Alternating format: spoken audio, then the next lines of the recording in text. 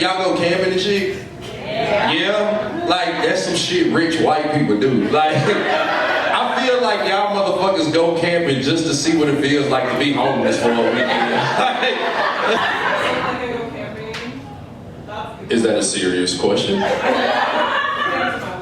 By the look of that hat and that voice, you might. So you've never camped a day in your life.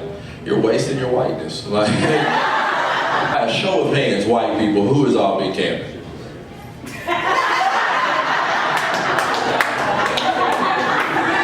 What's up, my nigga?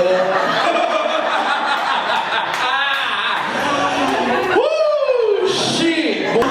You said what? Take your white card. Not in Knoxville, motherfucker.